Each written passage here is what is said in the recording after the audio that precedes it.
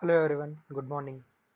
Today we'll see the basic overview of application YML and application properties file. So I'll just go through the few of the examples there which we created in our last video.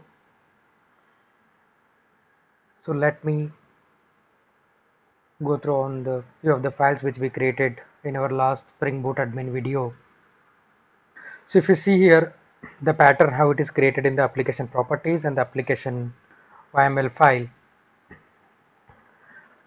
So what is the basic difference what we call? So I would say so that technically there is no difference, but what we should do is like always prefer YML file because of the better structure and the better hierarchical data, which is more readable or more presentable, I would say, than a properties file. Even though you have more advantages and disadvantages on the both the sides, but I would request or maybe my suggestion would be to use application YML file rather than the properties file. So if in general any of the Spring Boot application or a Spring application you see a properties file and then the YML file. So I'll just show you guys with a quick configuration changes. So basically all these configurations are done in a properties file or YML file to read from these configurations in application so that we can perform our activities. So more of a configuration properties. For example, if you see how we defined here server port 8081 in application.properties file.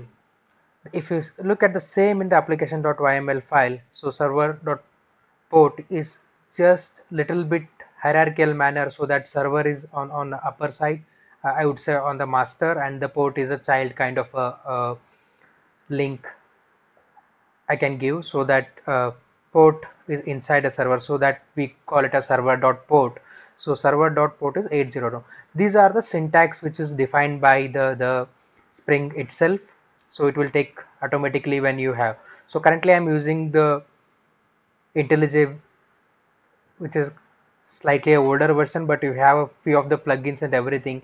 As soon as you type server and those things, you will get a suggestions or auto populate the information like what all the child informations or maybe server.port server information like Spring. Inside you have an application and inside that you have a name, the same boot admin and the client you have those. So if you look at here Spring application and the name, so how I defined it here, so if Spring application and the name, so just a change in the syntax, uh, uh, and in the test, I mean like for example application.yml example, so you can see it is more readable than the application.properties. So application.properties you generally read it as spring.application.name.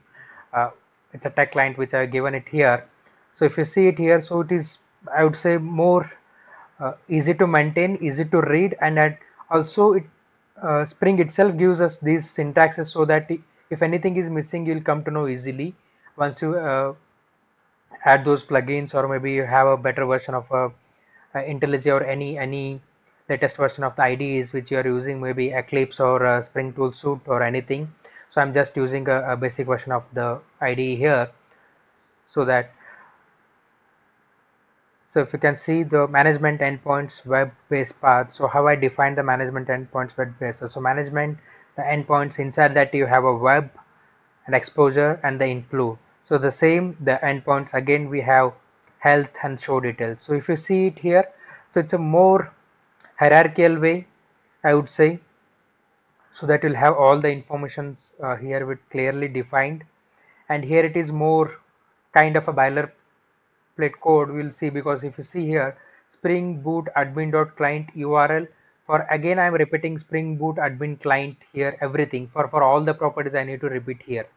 But if you go to application.yml, so I'll just have my hierarchical pattern, so that where the higher level will be a Spring, inside that you have a application, inside that you have a boot, inside that again you have a admin client. So here you can put all your values like preferred IP, URL, and all other things. So whatever instance variables, and again service URL, management URL, health URL. For just test purpose I have added this information.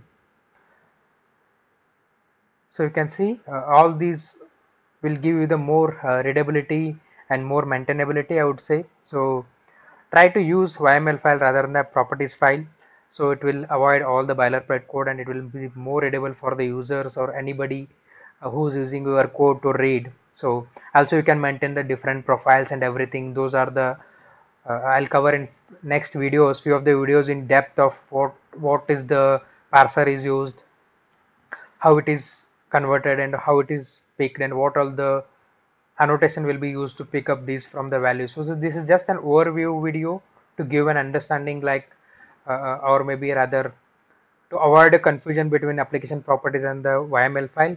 Both are same, just the representation is different. User can use as per his convenient, but general recommendation is to use a YML file. Now the question might come like, what if you want to use both?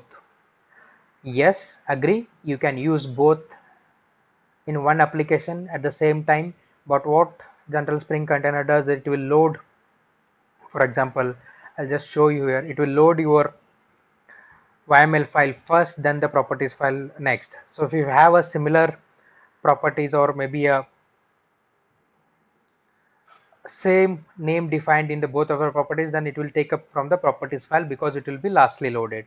So there is no restriction between uh, to use which one, or you can use both, but it depends on how you want to configure it. So I hope you guys got a basic idea of how to configure or how to use or use this application properties and the YML file, so that you can easily configure your properties or the configurations in these configuration files, so that that will be used in your application. So I'll come up with a more detailed video about these in detail, in depth. uh, Thank you everyone.